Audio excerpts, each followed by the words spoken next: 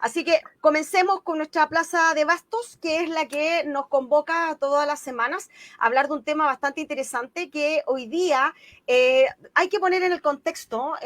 No podemos dejar de no mencionar el anuncio del presidente Piñera en el día de ayer, es donde anunció el fin del Sename, ¿cierto? Y la creación del Servicio de Protección a la Niñez. Y nuestra pregunta para este programa que nos hicimos fue: ¿los niños primero? Acuérdate que él, dentro de su campaña, siempre mencionó el tema de los niños primero. Y nosotros, investigando, nos llegó una información bastante interesante, que 264 niños, niñas y adolescentes fueron víctimas de violencia ejercida por el Estado a través de las fuerzas policiales. A un año del estallido social, el Observatorio de la Niñez y Adolescencia no ha podido conocer el estado actual de estas causas. Imagínate, 264. Entonces, para conocer más esto sobre el estudio que hizo el observatorio, y claramente unas diferencias que existen con el Instituto de Derechos Humanos, es que invitamos a nuestro programa, y espero que nuestro director la pueda pasar a pantalla, a Natalia Bozo Carrillo. Ella es socióloga con magíster en gestión y políticas públicas de la Universidad de Chile. ¿Cómo estás, Natalia? Un gusto de tenerte en nuestro programa. Hola, buenas noches, Verónica, Jaime, agradecidos desde el observatorio también por invitarnos y poder comentar acerca de este reporte que levantamos en el observatorio. Sí, ahí yo estaba dando justamente un tema súper importante que a mí me llamó mucho la atención, y por eso también con Jaime dentro estuvimos analizando el tema, de estos 64 casos de niños y niñas adolescentes que fueron violentados justamente por fuerzas del Estado, ¿cierto? Que se supone que están llamados a proteger y a cuidar el bienestar de nuestros niños y niñas adolescentes, pero aquí ha sido distinto, que han sido violentados por ellos. Que dentro de esta violencia está tan catalogado como una violencia estatal contra estos niños y niñas adolescentes.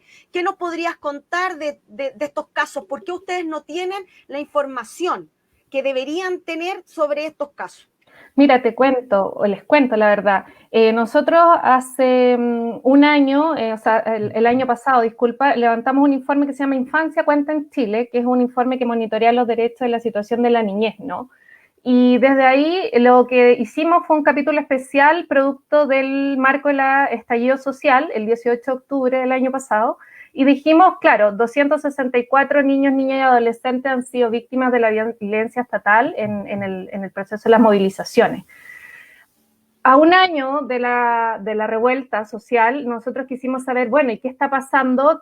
¿Cuál es la situación actual? Y entonces lo que se hizo fue sacar un reporte especial sobre la violencia contra niños, niñas y adolescentes, en donde actualizamos esa cifra. Y te cuento incluso más, Verónica, hoy en día son 822 niños, niñas y adolescentes que fueron víctimas de la violencia estatal, con fechas en verdad de corte el 13 de julio del año 2020, según los datos solicitados a la Defensoría de la Niñez.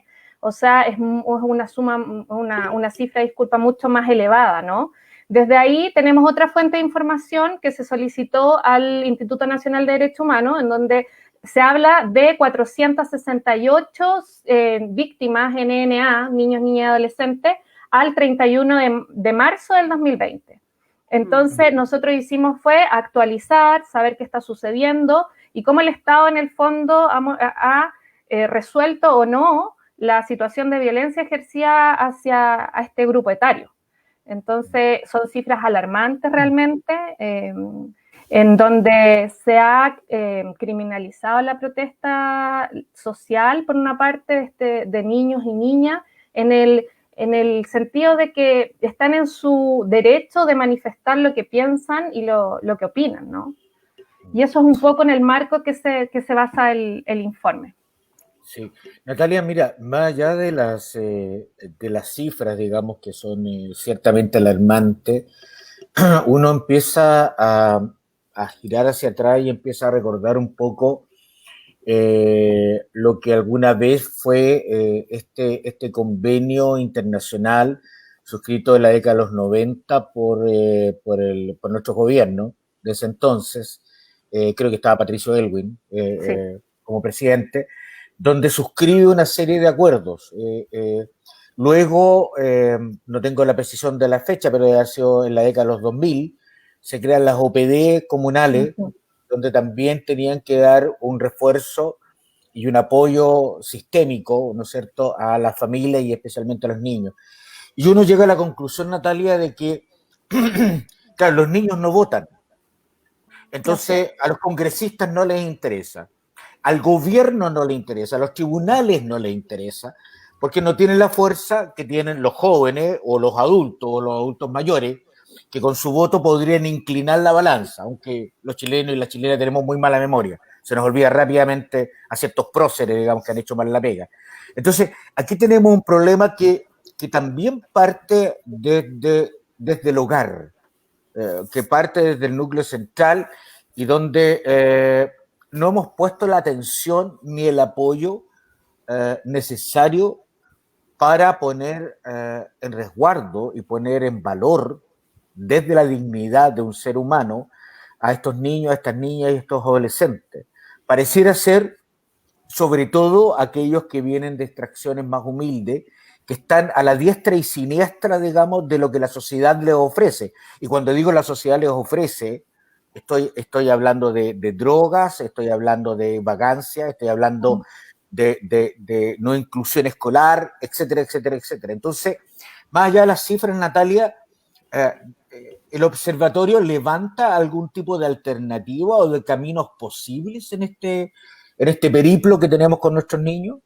Mira, súper interesante lo que tú planteas, Jaime. Nosotros como Estado firmamos una ratificación, que es la que tú nombrabas, de la Convención sobre los Derechos del Niño de 1990, en donde en el fondo se hace un acuerdo como Estado parte para adherirnos a los principios internacionales de protección de derechos humanos hacia la niñez, ¿no? Y desde ahí lo que tú mencionas, claro, había una serie de avances legislativos en materia de niñez, pero ninguno le ha dado el rol o el protagonismo que tiene la niñez en nuestro país, en tanto son sujetos de derechos, ¿no? Hoy en día, lo que sucedió, por ejemplo, del estallido social, e incluso en más, y nosotros lo mencionamos en el reporte, desde la movilización pingüina en el año 2006, no sé si lo recuerdan, ha sido el grupo etario adolescente de la juventud la que ha sido partícipe y un actor importante de la movilización social en Chile. Y el Estado, en el fondo, no ha reconocido ciertos derechos como es, no sé, el sujeto de derecho. Creo que hoy en día, más allá, como tú decías, de las cifras, estamos en un proceso sociopolítico clave, que ya fue en el fondo un poco la votación del plebiscito para una nueva constitución, en donde de nuevo los niños y las niñas no fueron parte para poder votar, pero hay que aprovechar que aún estamos a tiempo, que necesitamos integrarlos, por ejemplo, ahora en todo lo que tiene que ver con la escritura de la nueva Constitución, ¿no? O sea, hay un llamado del observatorio para revertir esta situación, poder incorporarlo. Los niños, niñas y adolescentes, bueno, antes que empezara la pandemia, ¿no? Ellos construyeron cabildo, hicieron coloquios en colegio, expresaron su parecer en asamblea. Bueno, lo que pasó ahora en el marco de la movilización, salieron a la calle, se protestaron junto a sus padres, madres.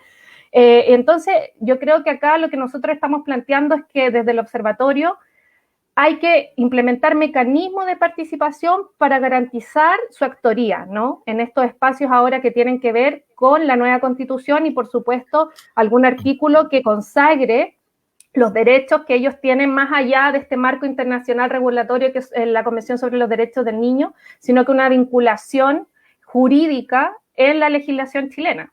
Nosotros estamos al debe en eso. Sí. Antes de hacer una pregunta, me gustaría que le respondiéramos a Vanessa Pérez, que nos pregunta, me gustaría saber la opinión de Natalia sobre la OPD que cumplen su labor. Si no es así, ¿qué modificaría? Mira, nosotros, gracias Vanessa por tu pregunta, nosotros como observatorio, además del monitoreo de derechos a nivel país, hacemos el esfuerzo de hacer una bajada a nivel territorial, ¿no? Porque entendemos que hay brechas significativas en los territorios donde viven y crecen los niños y las niñas.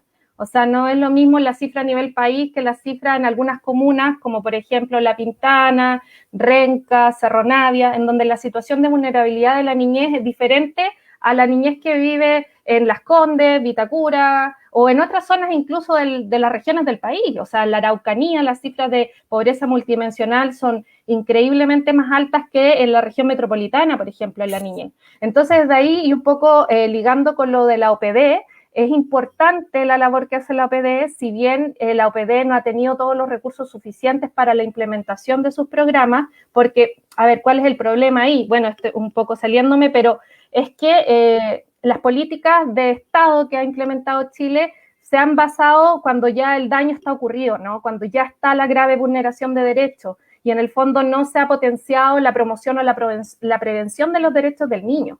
Y desde ahí nosotros no creemos que la OPD debe salir del territorio para nada. Es un programa que se debería potenciar en cuanto a promoción y prevención para evitar, en el fondo, que lleguemos a las graves vulneraciones de derechos. Entonces, desde ahí hay una reforma pendiente también, ¿no? Dentro de lo que tú estabas mencionando, estabas hablando recién con Jaime, me llama la atención algo que me gustaría ver si ustedes lo manejan, desde el punto de vista de la magnitud, de la gravedad de estas agresiones a los niños. Yo sé que es muy fuerte, pero igual es importante saber la magnitud de la gravedad de las lesiones que se le han cometido a estos niños y niñas y adolescentes. ¿Ustedes tienen información de eso? ¿Cuál ha sido la gravedad que la que más se repite desde el punto de vista de esta violencia? Mira, en el marco volviendo a la violencia estatal y lo que reportamos nosotros en el reporte en el marco de la movilización, el 81% de los niños, niñas y adolescentes declaran en sus denuncias que son violencia física.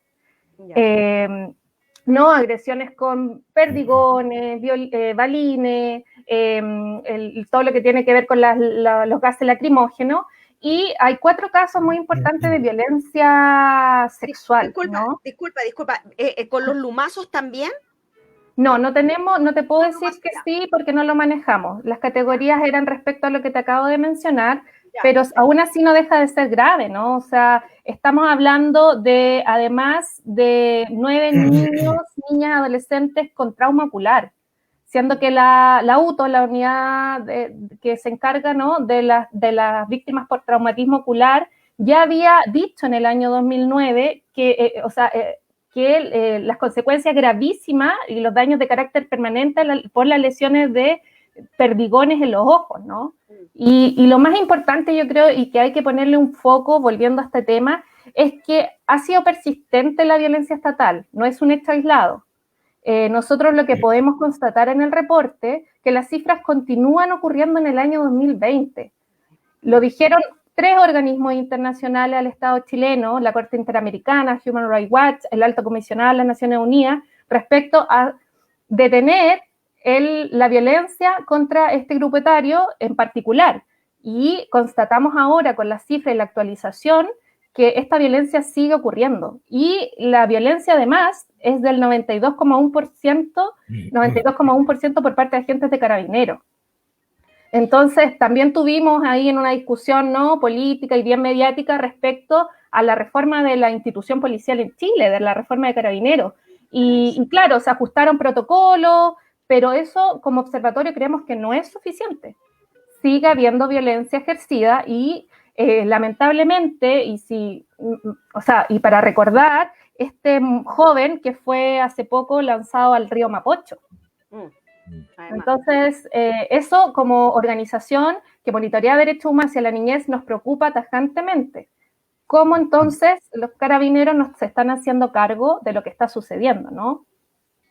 Hay algo que, Jaime, perdona, sorry, una cosa. Dentro de las denuncias que ustedes establecen, dicen que no han podido obtener información, que no hay transparencia en entregar los datos.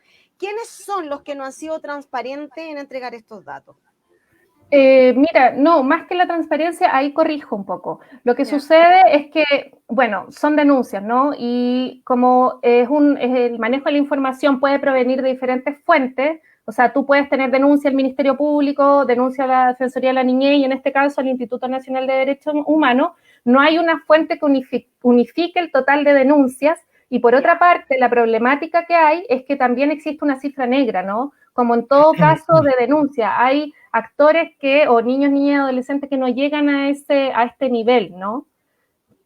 por diferentes motivos. Entonces, la magnitud, nosotros hablamos ahora, hoy en día, de 822 niños, niñas y adolescentes, pero ciertamente la magnitud puede ser mayor, producto de la cifra negra, ¿no? Correcto. Y eso también hay que considerarlo. Natalia, mira, yo quiero llevarte a otro plano, y yo entiendo muy bien que la violencia física, sobre todo cuando produce huellas fisiológicas, es una evidencia que llama de alguna manera a la compasión o a sentir de alguna manera cierta empatía con dicho dolor, nos llama la atención a todos nosotros, pero no deja de ser algo que va o que pudiera ir más allá. ¿Te fijas? En realidad yo de verdad me pregunto si los adultos tenemos interés en proteger a nuestros niños y a nuestras niñas. Yo de verdad me lo pregunto todos los días. Y me lo pregunto desde los padres, me lo pregunto de la construcción de hogar que haya, del núcleo hogar que haya, desde el barrio, desde su inclusión y sus espacios de recreación, de ocio, de creatividad. Y fíjate que en otro campo, que es tan violento como el que ustedes señalan ahora, el dato es también tremendamente triste. Fíjate que en un programa que se llama STEM, que en el fondo es para que niñas y adolescentes puedan tener un acercamiento al mundo de las matemáticas, la ingeniería, las tecnologías, donde se produce la gran crisis es justamente en el primer ciclo básico, de educación básica. Es cuando por alguna razón las niñas dejan y pierden autoestima y son subvaloradas en comparación a los varones. Y resulta que si uno escarba un poco más, se da cuenta que en ese grupo las profesoras mujeres son el 78% de quienes educan en el primer ciclo de educación básica. Es decir, las profesoras mujeres anulan y bajan estima a las niñas y adolescentes. Y eso me parece tan criminal como el golpe o las torturas a las cuales son sometidos. O sea, el nivel de oportunidades que tienen las mujeres, las niñas, las adolescentes, las jóvenes y las mujeres adultas en Chile también es un castigo desde el Estado, donde tampoco se han trabajado las políticas. Entonces, el trabajo que ustedes hacen es tremendamente importante porque atacan justamente este grupo potencial, porque ahí es donde tenemos que trabajar. Ahí es donde tenemos que trabajar la autoestima, ¿no es cierto? Y el valor de estas chicas para que sean mujeres empoderadas el día de mañana. Desde esa perspectiva, el observatorio, ¿qué es lo que ha observado? Mira, justamente nosotros en este informe Infancia Cuenta en Chile, que te dije que nos sacamos el año pasado, el primer semestre de este año, lo que hicimos fue un capítulo especial respecto a brecha en primera infancia. Y en ese capítulo especial lo que detectamos fue que en la crianza que tienen los niños de 0 a 6 años, existen justamente las brechas que tú estás comentando respecto a los roles que tienen mujeres u hombres, como en el fondo las prácticas de crianza que tienen los padres generan estas brechas respecto a, por ejemplo, poníamos nosotros en el informe, hay un porcentaje de niños que se les asocia más con los juguetes de autos, por ejemplo. Y hay un porcentaje de padres que dicen, mira, la verdad que prefieren, no están de acuerdo que sus hijas jueguen con muñecas. Entonces, nosotros lo que pudimos hacer en ese capítulo, y los invito por supuesto, a consultarlo, está en la página web del observatorio, que es Brecha en Primera Infancia, es poder detectar efectivamente que en respecto a la crianza, los padres en alguna medida también siguen reproduciendo estas lógicas, ¿no?, de estereotipos de género, y que esperamos en el fondo se puedan acortar con los años, ¿no? Pero yo ahí lo que quiero instar en el fondo es que las políticas dirigidas a la niñez, a este grupo etario en Chile, si no se rigen por un marco mayor, que es la Ley Integral de Garantía de Derecho a la Niñez, van a seguir siendo políticas aisladas respecto a lo que tiene que suceder para tener este cambio sustantivo en cuanto a derechos humanos y, por ejemplo, en este caso, derechos de las mujeres, por ejemplo. Hoy en día, Chile sigue contando con una ley de menores de 1967, que no ha cambiado su lenguaje incluso, que sigue normando en el país y no tenemos una ley marco, una ley integral en el fondo que aloje todas las políticas dirigidas a la niñez, y esta es una ley con enfoque de derechos humanos, ¿no? Y desde ahí, desde el 2015 incluso, está alojada en el Parlamento, si bien ha tenido una serie de discusiones, esto no ha logrado aprobarse, ¿no? Y claro, y cuando ustedes dicen y parten, ¿no?, esta introducción al programa Los Niños Primero en la Fila, bueno, ¿qué está haciendo el gobierno de Chile para poner a los niños primero en la fila si desde el año 2015 que está discutiendo una ley de garantía en pro de los derechos de la niñez y que no ha sido aprobada, ¿no? Ahora hablan del nuevo servicio de protección especializada que se aprobó, pero en el fondo sustantivamente no va a cambiar nada, ¿no? Y no necesitamos más leyes que cambien de nombre ni instituciones que cambien de nombre si es que de manera sustancial no va a haber una política integral de derecho a la niñez. Sí. ¿Y quién va a poner, perdona Verónica, y quién va a poner ese acento? ¿Quién va a defender a los niños y va a poner estos temas en la nueva Constitución? Bueno, ahí, mira, súper bueno, Jaime, que lo dices, porque aprovecho este espacio y ojalá que los precandidatos a constituyentes y las precandidatas estén escuchando esto, porque finalmente, si bien nosotros como observatorio vamos a poder tener quizás la capacidad de sistematizar cabildo, instar a los niños y las niñas a participar y exponer sus demandas y sus ideas, necesitamos que los constituyentes se comprometan y las constituyentes se comprometan a incorporarlo en sus programas. Yo creo que es fundamental que estos puedan tomar este grupo etario y trabajar en pro de los derechos de la niñez, y esperemos que así sea. Nosotros como organización en materia de derechos de la niñez y un sinnúmero de organizaciones, digo, la Comunidad de Organizaciones Solidarias, el Bloque por la Infancia, está la red de organizaciones de la niñez, están seguros esperando a que los constituyentes y las constituyentas puedan incorporar en sus programas o sea, todo lo que tiene que ver con la temática de niñez. Así que nosotros acá estamos ansiosos de saber cómo lo van a hacer, ¿no? Hay algo que nos quedó pendiente en la pregunta anterior, cuando estábamos hablando de especificar el tema de la violencia en los niños, y hay algo que me llama la atención, que una de las denuncias, que hay 4 casos de violencia sexual, que tú lo dejaste entrever delante, sobre desnudamiento de chicas de entre 15 y 17 años. ¿En qué van esos casos? Mira, lamentablemente nosotros hicimos una solicitud al Ministerio Público para conocer todo lo que tiene que ver con el avance de la judicialización de los casos, pero no hemos tenido respuesta, porque nosotros creemos que ahí es importante determinar responsabilidades, ¿no?, y garantizar la no repetición. Entonces, te diría, Verónica, que nosotros no tuvimos información respecto al avance de las causas judiciales, que es una tarea pendiente en el fondo. ¿Y por qué se debe tanta diferencia entre las cifras que manejan ustedes y la del Instituto de Derechos Humanos? Porque dentro de lo que estuve revisando hay diferencias, hay increpancias de las diferencias bastante. O sea, los casos existen, sí están, pero las diferencias de la cantidad de niños es como muy distinta. ¿Por qué se debe eso? ¿Por qué se está generando eso? Mira, yo creo que a lo mejor el instituto no ha lanzado el reporte más actualizado, porque lo que nosotros hicimos fue pedirle justamente a esta institución con fecha de corte el 31 de marzo que nos enviara la base de datos.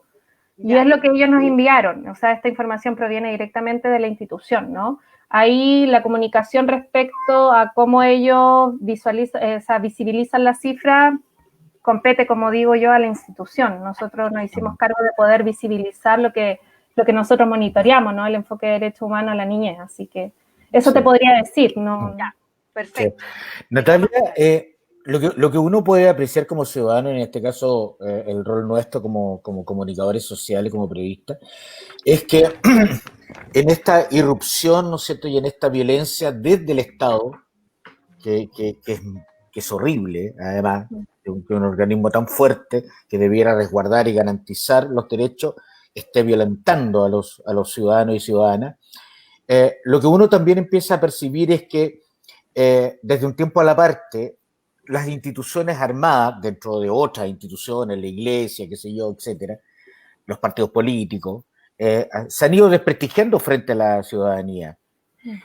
La diferencia tal vez es desde el punto de vista simbólico, porque el uniforme marca, y yo me recuerdo las estadísticas, las mediciones que se hacían en la década de los 90 con respecto a Carabineros, por ejemplo, que estaba puesta en un sitial bien importante, tercero o cuarto lugar de confianza ciudadana, y esto se cayó, no puedo precisar, pero en los 5 últimos años, claramente.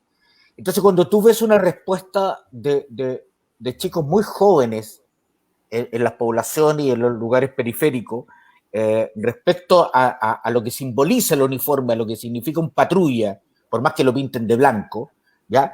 Es justamente una respuesta, una causa-efecto a la violencia que se genera desde el Estado.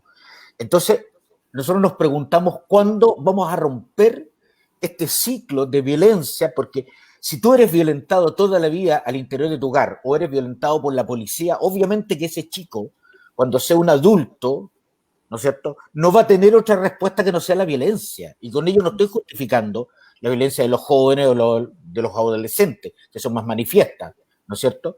Pero de alguna manera hay una relación de causa-efecto, y tú como socióloga lo tienes súper claro. Entonces, ahí hay de alguna manera un acercamiento a quienes hoy día tienen a su cargo la responsabilidad de las políticas sociales de la infancia o de la adolescencia, como para ir resolviendo esto más allá del color que tengan los gobiernos. Mira, yo te diría, es súper interesante el análisis, porque yo comparto contigo la apreciación respecto a la violencia.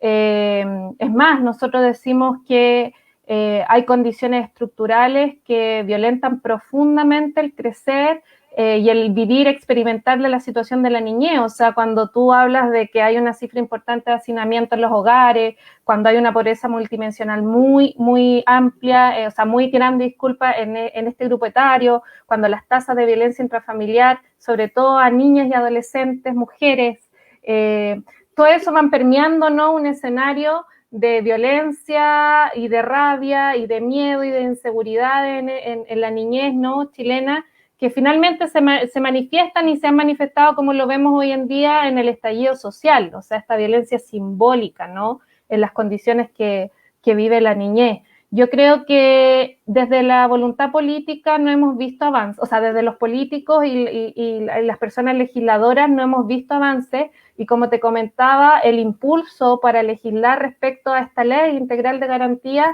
se ve reforzado desde las organizaciones de la sociedad civil, entre ellos el observatorio, pero como te comentaba, hay un grupo más amplio, está el bloque por la infancia. Desde ahí se ha instado y se insta permanentemente en la comisión de familia, por ejemplo, han sido ellos, por ejemplo, digo, el bloque, invitados a participar, a opinar respecto de cómo habría que cambiar la institucionalidad, pero lamentablemente desde la voluntad política no se ha visto grandes avances, no hay voluntad en el fondo. Y eso nos sigue preocupando. Creemos que es importante visibilizar esta temática, por eso agradecemos profundamente la invitación que nos hacen hoy en día, porque sin duda hay que seguir hablando de la situación que vive y experimenta la niñez en nuestro país.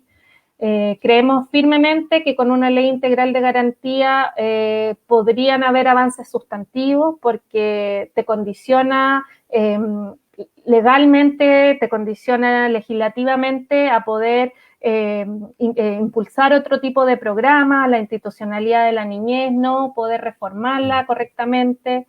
Entonces, bueno, en eso estamos, y por lo pronto también ponemos un poco de esperanza, o ponemos la apuesta en que este nuevo proceso de la Constitución, de escribir una nueva Constitución, incorpore los derechos de la niñez, la verdad.